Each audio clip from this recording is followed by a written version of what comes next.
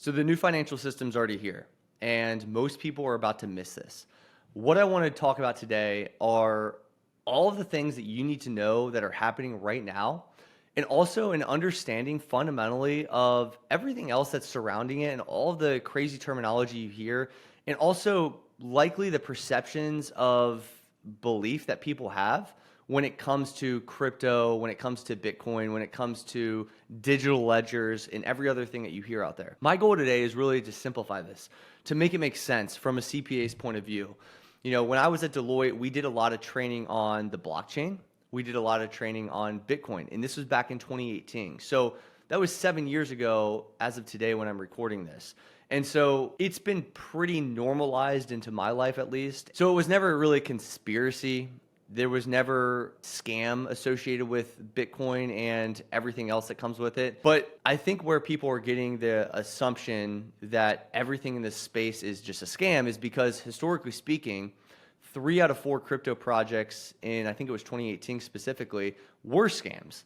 And so you can only assume with something new, a new industry, when bad players enter a market, and there's little regulation, that stuff's going to happen early on. But that does not mean that what's happening in front of us right now is a scam. And so that key distinction is very important as we talk about everything today. Most individuals will, any new technology that comes, it's like they're like their parents. You know, their parents ignored, denied, and all of a sudden it was here. And before you know it, most of those older individuals that denied the internet are now using the internet. And there are talk shows, and there's all these like crazy media stories about like how big of a, what's the internet? Like you saw all of those old clips surface about early internet. Like, what is this thing? And people just being ultra confused. And I think that's what we're experiencing right now. I think basic pattern recognition would show me that what everybody has done with the internet and every other technology that came before this is happening right now. And it's somewhat shocking, somewhat not. You know, it's humans do that, human nature. But at the same time, it's like at least our generation has access to the internet and has seen this story happen multiple times. So I'm somewhat surprised that a lot of individuals my age and, you know, maybe even older or even younger have this like blocker up and instantly go to scam or crypto's just a fad and all that stuff. So I think today's going to shake your perspective a little bit. I think it's going to give you an insight into what this is and breaking this down into very fundamental ways to understand it and very simplified ways to understand it. So I think the first thing I want to talk about is the cracks in the old system. And I think we all can agree that the current operating monetary system that we operate in, that everybody knows, the dollar bill, is starting to erode trust. Before I even get into this part, let me be very clear as to how all value, all sorts, has ever been transacted. Trust. That is the fundamental principle of everything here. Trust drives everything. For example, if, you know, John and Sally want to trade something of value to each other, they have to have trust that that other person has what they say they have, and they're going to trade, and they perceive the perception of value of that said thing equals, or they get a gain of some sort to trade whatever they have. And I don't think fundamentally people understand that when it comes to money. I think most individuals are thinking about money in the sense of literally a green paper bill that they show up to a store with and they just give, and they assume that that dollar or that $100 bill equals $100. And at one point it did. And at one point, people could understand the value being transacted with this $100 bill by transferring this $100 bill for a piece of clothing or, you know, thousands of dollars for a car. It would make sense. But as time has gone on, the devaluation of that green paper bill has dwindled greatly since 1913, like significantly downward. And so I think that most people, because of inflation, because of the devaluing of the dollar, a lot of individuals are starting to feel this. They're starting to lose trust in the dollar. They want to get rid of the dollar. Now, I think there's a big portion of the population that have zero clue what we're even discussing today. They haven't had this discussion. They still look at $100 as $100. And those individuals aren't even in this room having this conversation. Those individuals are getting absolutely played by the system that is operating right now. The devaluation of the dollar, they've been told to save money. That has been passed down from generations, and they have not gotten the updated memo of what I'm talking about today, and they don't think inflation's a real thing to a certain extent. They don't realize, I think everybody understands inflation generally speaking, that there's an increase in prices, but I don't think people understand what to do as a result. And I know that sounds basic, maybe if you're listening, if you're used to this podcast, if you're used to my YouTube, all my content, you're probably used to seeing like me talking about this stuff and it makes sense and it's connecting with you right now. But there's a lot of people that don't realize like you have to get rid of the dollar and trade it for an asset that's going to increase in value so you have a good trade-off. Because banks are still running like the 1970s. And you send a wire I just sent a wire like literally this week. I sent a wire and it was actually a Friday. So like I was saying here, you send a wire on Friday, you get it Monday if you're lucky. My wire didn't hit till Tuesday when I'm actually recording this from Friday. So there's like not only the business day thing, there is just the, let's call it lack of middleman effectiveness is how I personally like to phrase it. I feel like the banks are very inefficient. I feel like there's times, and I've just experienced this through working with a bank with high dollar amounts, that when I try to transfer something, there's always so many issues, and I get it. I'm a former auditor at Deloitte. I'm very deep understanding of bank controls. So I get the fraud, identity, all the identity theft and all the security around moving large sums of money. But I also understand that there's a lot of people that try to do these things, and this middleman comes in a bank and just blows it up or makes it extra complicated. And it doesn't need to be like that.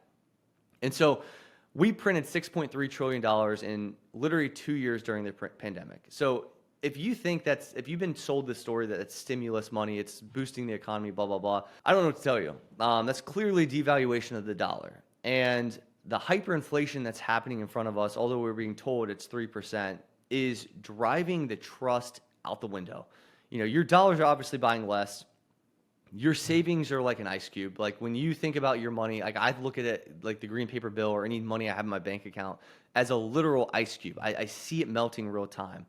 And unless you switch your perspective and your paradigm to understanding that, you're going to move very slower than the past, and it's going to get really ugly for you. There's a reason this stuff is happening, though. The hyperinflation, the intentional lack of trust. The government's not stupid. Let me tell you that. They might seem stupid from an front-facing perspective. I know we have a lot of politicians' names out there that we laugh at on a daily basis, but they know what they're doing. They're controlling the population to a certain extent, and they do a very effective job of it. You just look at everything in history, how the masses of the population have moved in different directions based on what they say, and we even know they're lying half the time, but it doesn't matter because they're effective with that, right? And so we're moving from an interest-based finance to inflation-based control. And so I think we all can agree the cracks are pretty visible. I think in different sectors of the economy and the market, like the housing market, for example, the job market, we're like sitting there thinking like, that's not good. Like the pricing of housing has just drastically like doubled, has like gone up substantially. It's not sustainable for the average individual out there. I think we all can agree on that. I don't think there's many people that are going to argue this point. And I think that's why the new system's emerging. And I don't think it's an option. I think it's a necessity. And I think the government actually knows this. So as I go into this conversation today, I want to really define different things that are being said and talked about. First things first. Like I said earlier at Deloitte, we were doing a lot of trainings on blockchain in particular, crypto, Bitcoin, different things of that nature, right? And when we say those terms and we say those different things, I think the average individual like kind of lumps them together because there's not a really true good understanding of what that is. Let me be very clear. Blockchain is not crypto, okay? So blockchain is the foundation. It's a literal public distributed ledger that records transactions immutably, okay? Let me explain exactly what this is. So I'm going to use a very common sense, layman's terms approach because what I just said might not make sense to you. A distributed ledger, a public distributed ledger. What's a ledger? Like some people don't know that, right?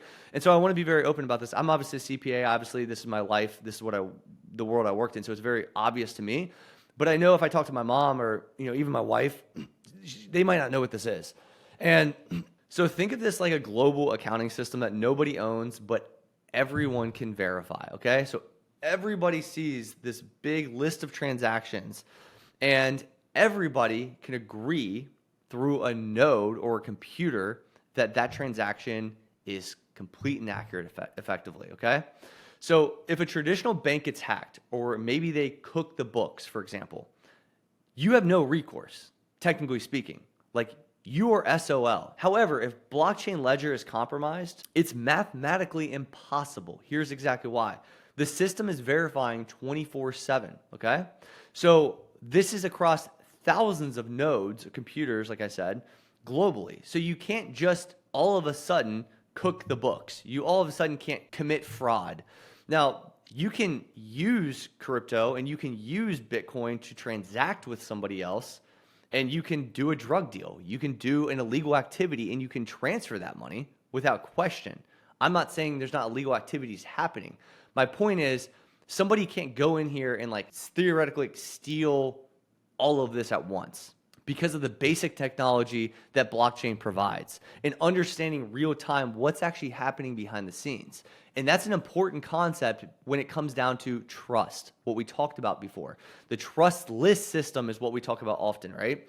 So another way to think about this, kind of a practical analogy, is like we're moving from a locked filing cabinet to an open source Google Doc that can't be edited without consensus. There's consensus that has to happen with this edit, with this change, with this transaction. Everybody has to agree upon it, and it's also public knowledge. If you go on to the blockchain, you can legitimately see the transactions occurring, right? One of the other, so obviously there's a big difference between obviously blockchain and crypto in this situation. As you can see here, blockchain is literally the technology behind this. It's the public distributed ledger that everybody consensus agrees upon, okay? But now we want to get into the difference between Bitcoin and crypto as well, and understanding the key roles behind the two. So Bitcoin is not the same as crypto. So when people say like invest in crypto and invest in Bitcoin, I kind of see that as two separate types of investments, okay? Bitcoin was obviously the first. You know, they say Satoshi Nakamoto created Bitcoin. I have my theory on that we'll get into here shortly, but it's the only true decentralized asset with no CEO, no foundation, no controlling authority, okay? Let me explain this. So when this was created, when Bitcoin was created by being decentralized, what that means and what that means comparatively to a bank, how we operate in today's system, the real system that we operate today, is that if you and I want to go transact and we go to a bank, that guy is a centralized authority. We have to go, whether it be virtual, whether it be in person, we have to go to that bank and we have to agree through the bank that we're going to transfer our money through a centralized authority. That is what's being removed with this new system, to where we can go peer to peer. So if you and I want to transact money, think about Venmo, but Venmo is still a centralized authority, right? We're going through a new monetary protocol on the blockchain, okay? So most crypto projects, when we think of these, are just startups. They're venture capital backed. They're not decentralized at all. So like when you hear people like getting hacked on like different programs online, it's typically because they're not decentralized. It's typically because they're either centralized, they get hacked with the wallet address that they're trying to transfer to gets hacked real time. Then all of a sudden that money doesn't go to the wallet address that they thought it did, and it goes to somebody else's wallet. But ultimately, those things are happening on like different apps like Binance and things like that.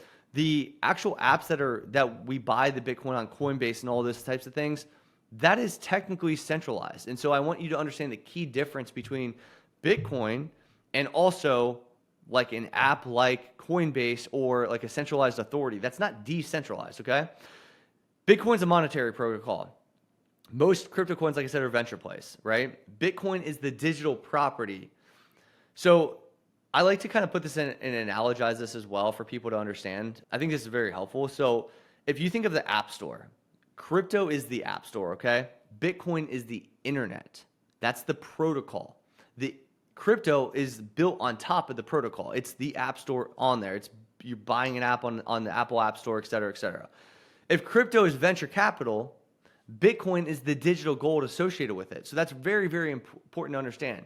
It's not here to build like cool features, okay? We will build upon it on the blockchain. There'll be a lot of value being created on that, but you have to understand the key difference there, the key distinction, okay? It's here to protect the value without needing that third party, okay? And that's really, really important. Now, over the last, like, let's call it since 2008, when Bitcoin was obviously white papered and everything came out officially, when it was considered a scam, you hear all the stories of like the guy trying to buy pizza. I think he gave like 2 Bitcoin away back in the day and like no money. It was like $12 total, $6 per Bitcoin. And he like bought a pizza with it. You hear those types of stories. You hear all these scams. You hear all these big volatility swings that are happening in Bitcoin, historically speaking. But over the last year, actually, almost 70% of Bitcoin has not moved. And I think that's a really important data point because people aren't trading this as much as it once was. And it's becoming more normalized in the money supply. 2%, as I'm recording today, 2% of all money supply is in Bitcoin. It might not sound a lot, but if you look at Bitcoin comparably to gold, so when you look at total assets by market cap, you see gold, and I have a screenshot that I'm looking at right now to give you the exact figures and numbers as of today when I'm recording this. Bitcoin is the 8th largest asset in the world by market cap at $2.073 trillion, okay? That is how much money is in there. Global institutions are buying this. Governments are buying this. Individuals are buying this. You have to understand what's happening right in front of our face, okay?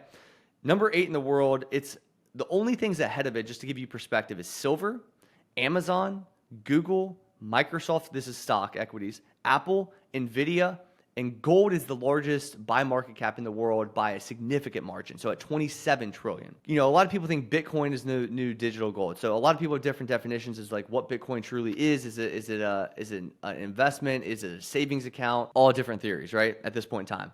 But by the market cap, it would have to essentially take a 13x from Bitcoin to flip gold. That's a pretty significant amount, but I think that's bullish for Bitcoin.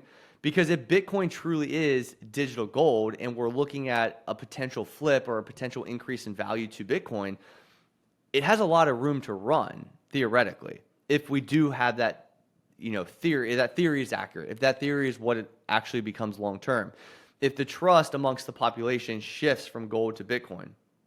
And I think it will, but I don't have a golden, I don't have a crystal ball. I don't know. But I think that the fact that 70% of Bitcoin is sitting there because there is a cap on this. And there is 21 million Bitcoin ever created. And Satoshi Nakamoto created that into the Bitcoin protocol because it creates a scarcity effect like gold once was. Because obviously physical gold, there's a scarcity impact to it. However, the way the gold standard has worked with the dollar bill and how we went off the gold standard, we no longer tie our US dollars to the gold. And obviously, back in the, let's call it 1933, you could go to a bank, swap your dollars for gold.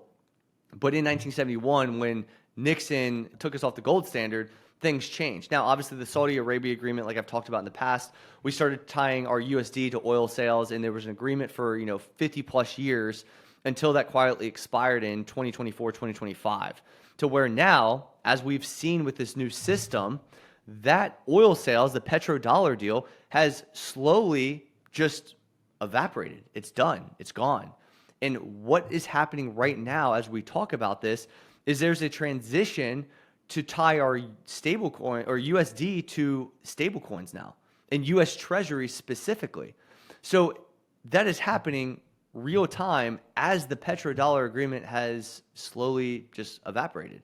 We went from the gold standard to the petrodollar agreement 3 years later to 50 years later. We're sitting here at this moment when that expired, and we're also opening the Genius Act, as you saw with Trump recently signed into the Genius Act in June of 2025, and we're slowly adopting the crypto bill. Hopefully, by the time you watch this video, like as of today, the new crypto bill is not out, technically speaking, but I'd be shocked if it doesn't come out by the end of this year. They say, and they're talking publicly about this, but before Thanksgiving.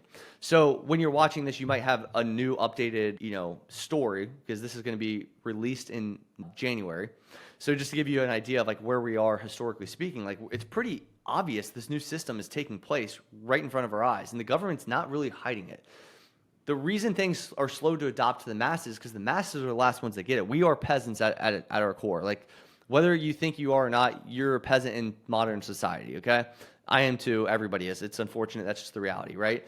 And so when the government starts announcing things, they'll slow play this stuff out over years. And again, Bitcoin started in 2008. I have my thoughts on Satoshi Nakamoto of who that really is. There's a lot of theories out there. I wouldn't be surprised if it's the CIA. And I know there's a very controversial take, but it wouldn't shock me if that's the case. Like if there wasn't a slow play from 2008 up into current day as the government saw we had to transfer this, and they have their hands in the crypto world now. And then, the masses don't understand the differences between these core fundamental differences. And they're just going to accept, and they're going to get a play that, they're tying, obviously, like I said, the USD to stable coins, which gets me into this next point, what's coming with CBDCs, okay? Tokenization, digital IDs. It's a deep conversation, okay? So I think what's a CBDC? A CBDC is a centralized bank digital currency. So it's a digital form of country's fiat currency, the fiat system that we're on. That's a direct liability to the central bank. It's a new form of money that exists only in digital form, equivalent to the physical cash and backed by full faith and credit of the government. Again, everything's built on trust. So the difference between like CBDCs and Bitcoin and crypto and the blockchain, lots of differences here, lots of key fundamental differences that you have to understand. So in the next 3 to 5 years, I think you're going to wake up and you're going to find that the dollar lives in a government app, to be honest. I think that's already coming. I think that's what they're positioning us for. And the reason why is because initially people are going to deny it. People are going to say it won't happen, but it's going to be faster, cheaper, and programmable. Okay. On the surface, I think a CBDC looks efficient. Instant payments, fraud detection. There's a reduction in fraud potentially. I think there's some good things, but I think there's a lot of things behind the curtain that people don't see it happening. I think there's pros and cons, right? I think tokenization will be a good thing. It will be a more fair system to a certain extent, but I think 1984 by George Orwell is really happening in real life. And I think it's unwise to deny that 1984 was kind of a precursor of what was to come in our society. And I think digital IDs and the things coming are important to understand. I think there's going to be complete surveillance. If everything's digitally, everything is programmable expiration. It's no longer the same system as we have today. There's going to be behavioral control. Do you understand what I'm saying when I say this? So imagine getting a stimulus check, but there's a built-in conditional logic in that stimulus check that you have to spend it in 30 days or it disappears. Okay, well, that's absolute control from a government to say, do as I say, not as you want, as I say. And if you don't do what I say, guess what? I'm going to take it away. That's going to control the behavior of an individual. Obviously, everyone's going to go spend that in 30 days. That's going to inject money into the system, which is exactly what they want. Or they might say that you have to do certain things with this specific money. And it's very easy to control a population when you are digitally connected, okay? So being blocked from spending money on certain restricted purchases, you might be blocked based on your credit score. And I think there's a lot of things that might look really ugly potentially, but I think it's also a very controlled society, and I think that's where we're headed. And I think there's pros and cons to this whole entire game, and I think that's another reason why you need to become financially free ASAP, because especially people that are financially insecure or financially illiterate, those are the people, which are the most people, that are going to be absolutely controlled. That's 7%, only 7% of people are millionaires. That's not really good statistics. That means 93% of people are not anywhere near millionaire status and doesn't look good for them. To take it a step further, only 1.8% of people have investable assets, which really matter, over $1 million. Okay, so 98% of the population is going to be controlled by the government to a certain extent. Not that they aren't already, but you get my point.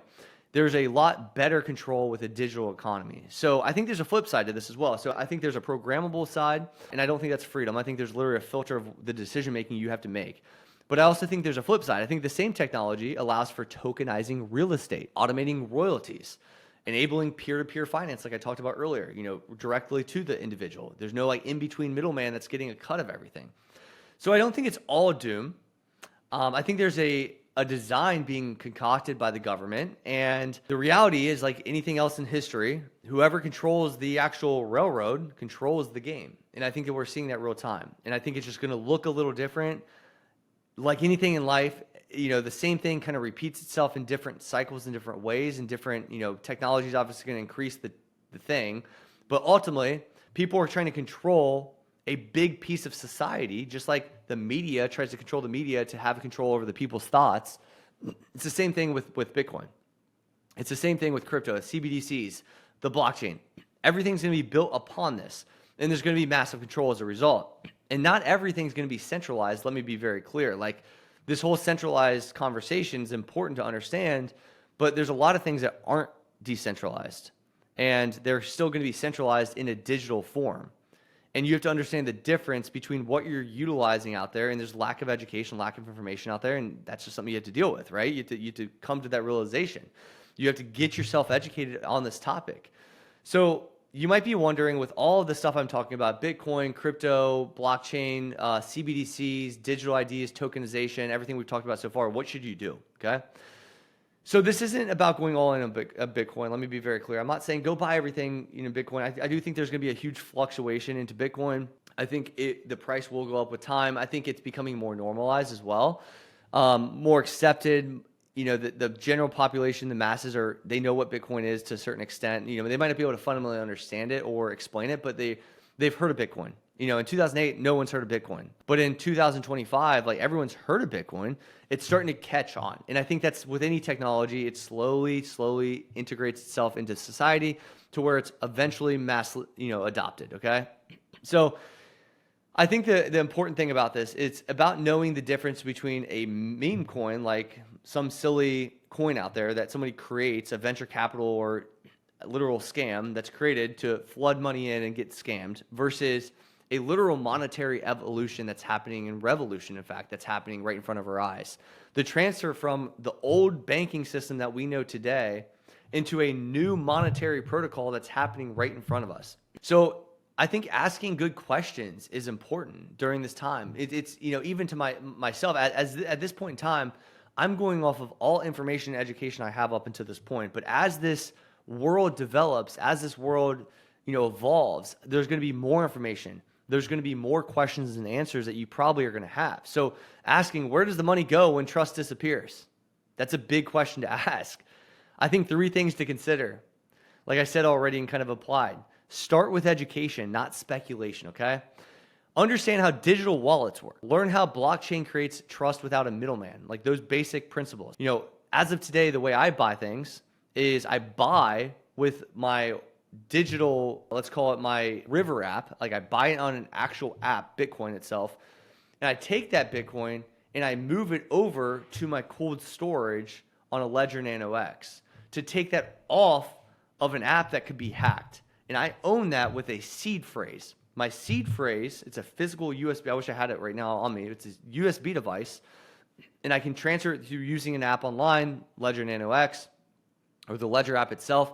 And I'm keeping that Bitcoin off of the exchanges, because that exchange or the wallets that you use, maybe a MetaMask wallet or a hot wallet, something like that, there is potential shenanigans that can happen there. When I take it off into a cold storage, as long as I don't, transfer that money around, and I keep it there, and I keep my seed phrase is not stolen, 24-word seed phrase, then you should be fine based on the technology itself, right? Now, that seed phrase is a physical, literal, card. I don't put this online because somebody could hack it. I don't tell people where I keep it.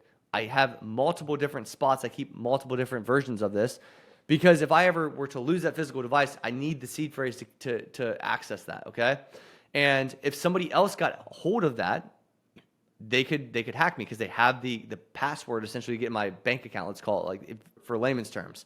If I gave somebody my bank account, login and password, they could just go in there and transfer money to themselves, and it would look technically like myself. And so keep the seed phrase and keep everything offline. Keep it in cold storage. Ledger, Trezor, Cold Card, those are 3 popular ones that you can use and start with. And if you're buying Bitcoin, if you use River, I'll put it in the show notes below where I use it's.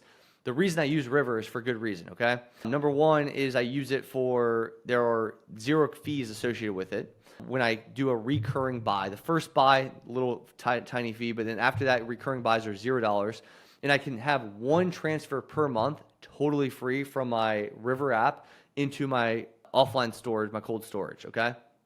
And that's a really, really relevant thing to have. So you have no fees associated, because a lot of these crypto apps or even centralized locations online, they take massive fees to transfer things around. Gas fees with Ethereum, there's all sorts of different fees that just eat you alive. And I don't think the crypto world understands the impact of fees, but I do as a financial professional. And so I'm very cognizant of that, and that's why I choose River specifically. I've used Binance.us in the past. I transferred to River. I'm sure that will change potentially by the time you watch this. Who knows? But I'm always up to date on the latest and best, app to buy things on, and I'm always transferring to cold storage. So that's important. So don't lead with speculation, guys. Don't assume that everything's a scam. Don't assume. Just ask yourself these questions. Start with education. The second thing is to own assets, not promises. Real estate, Bitcoin, equity. The coming system won't reward savers. It's going to reward owners. It always has. It always will. The old system did, let's call it, reward savers early on, but as that hyperinflation started happening, saving became less and less helpful. It actually, to a certain extent, you just lose purchasing power. It actually takes you backwards. And so as that system has, lived on and evolved with time, it's gotten worse and worse and worse for the saver. And we always talk about owning assets, trading the dollar. It's just a form of value to a certain extent that we've agreed upon. This equals $1. This equals $100. This product online equals this, whatever the case is. Trading that is going to be very, very important. Number 3 is be early on infrastructure, not trends. The people who made fortunes in the early internet were not chasing .com names. They weren't guessing which crypto project's going to be the best. You know what I mean? Like, we don't know, okay? There's going to be guys that we don't even know as of today that are the biggest names in history 15, 20 years from now, probably. But they were building the actual tools, the bridges, the picks and shovels. The same thing is happening right now. They always say, who got rich in a gold rush? Whoever was selling the shovels, okay? Same thing happening right now. There's always opportunity. There's always things right in front of our eyes that are very commonplace that have happened in history over and over and over and over. And it's our job to have that pattern recognition to then apply that to current modern day and profit and benefit from that.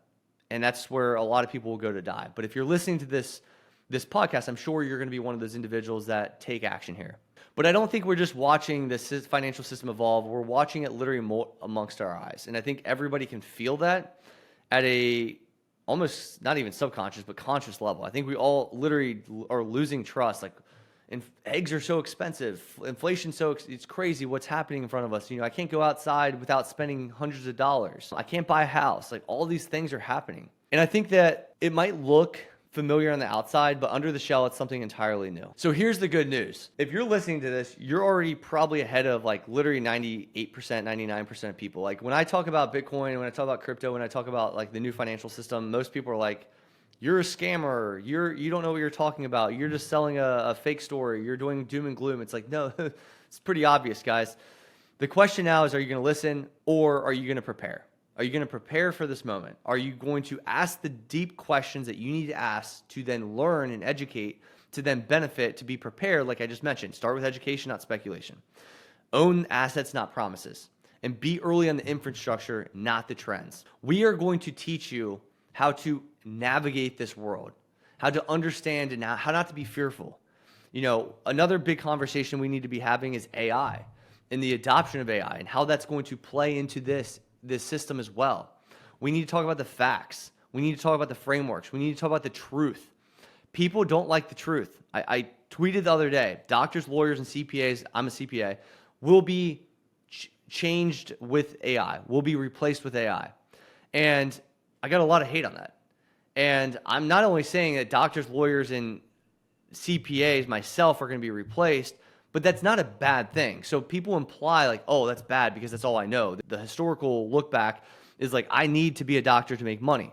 And so if I take that resource away, that credibility away from somebody, they freak out and panic. And so obviously the masses are incentivized to be a doctor, to be a lawyer, to be a CPA, and they get paid from that. And they live and they have a family from that. So there's going to be a lot of backlash when I say things like that. I'm not saying a doctor, lawyer, and CPA are going to be replaced tomorrow. But will I say in 10, 15, 20 years, they will be replaced? 100%. And I know that from personal experience, guys. One, I'm a CPA. I own 2 CPA firms, okay? I literally own 2 CPA firms. I also worked at Deloitte for 7 years, and I saw what they were doing slow and steadily, literally in front of our eyes. Hiring offshore labor, taking the engagement from 4% of US-based work to 50% of offshore work, and then slowly adopting AI into that process. The writing was on the wall in 2018. And I called that out to everyone in the room. I said, guys, it's, obviously at a private level, and the groups that we talked with, I was like, guys, it's obvious. We're AI'd out of this world. And, it's blank stares. It's, no, we're not. Like, It's denial, denial, denial, and all of a sudden it happens, and then there's panic. Instead of denying the inevitable truth that's coming our way with the new financial system and AI and all these things, just embrace it, just learn, just educate. And you will be able to adapt and navigate these challenges, and you will benefit as a result.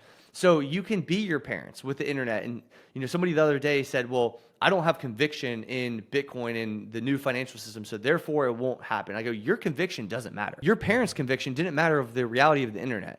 Your conviction does not matter of the reality of AI and the new world. But you can sit here and deny like your parents and not have that pattern recognition.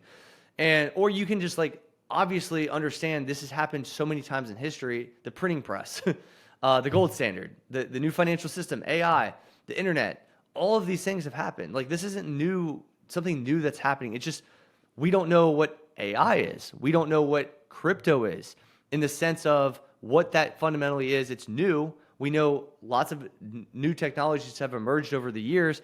We just have to be aware of that. And I think it's really important to be open-minded to what's happening in front of our eyes. And you will benefit as a result. Those that deny are going to be panicking. Those that deny are not going to take the proper steps to educate themselves. And I'm not so stupid to ignore the truth. The truth is scary to a lot of people. And Jeff Bezos once said, a truth-based organization is the most successful organization. There's a lot of discomfort in truth. And I've always been kind of shocked by that, to be honest. I've always wanted the truth, whether good or bad. Sometimes it stings to hear the truth about who you are as a person, reality of what your business looks like, of your financial picture, et cetera, et cetera. But man, I've worked with too many people to know this. The truth is people are afraid of the truth. And they'll ignore and avoid their bank account because they're afraid of finances. They'll ignore the reality of what's coming in their world because they're just going to live and be blissful and blind. They'll be blind. Oh, I'm going to stay happy because I'm blind. I'm going to turn my head this way, and I'm just going to ignore everything happening in front of me. That's foolishness at its core. And so what I'm trying to do is not just spook people out. I'm trying to just walk you through the evolutional change and the therefore revolutionary changes happening in front of our faces. And it's not going to be black and white overnight type change. There's too many people relying on the system to just change overnight. It's not going to be switch on, flip off. It's going to be a slow change, but those ahead of the curve are going to win. And if you can't obviously see that in front of you right now, I don't have a lot of faith. You're going to lose. So you can like what I'm saying, you can dislike what I'm saying, but the reality is what I'm talking about right now is really happening to us. So I hope you start catching on to the conversations we're going to be having here on this podcast, on my content in general, my YouTube, my Instagram, my Twitter, all that kind of stuff, because we're going to talk about the reality of what's coming. And if you catch on to this and you start taking the proper steps forward, you're going to be fine. There's no reason to be scared. There's no reason to be, just because the world's changing does not mean it's going to be bad. If you went from an abusive relationship to a good relationship, that's changed nonetheless, right? But you're in a better situation. So just because there's change doesn't mean there's bad. Just because you're losing a job, and we always know in our society based on work and jobs, does not mean this job that you're losing is a bad thing. How many people actually like their job anyway, right? So maybe you go to a more meaningful job. Maybe you go to a more meaningful purpose. And maybe that's a positive in the right direction. And instead of denying I need this job, I actually hate this job, but I need to rely on this for money, maybe you're losing sight of what's actually happening. And maybe we don't need to work to do a job we hate. And maybe we can work to have a good purpose, to good meaning. Maybe there's a higher frequency we're about to go into. I don't want to sound like a freak here. Let me be very clear. But let me be also very clear that there's a lot of good coming with this change. And it's just about opening your mind and being aware of what's happening. That's where I'm going to leave you guys. I will talk to you soon, and I will see you next week.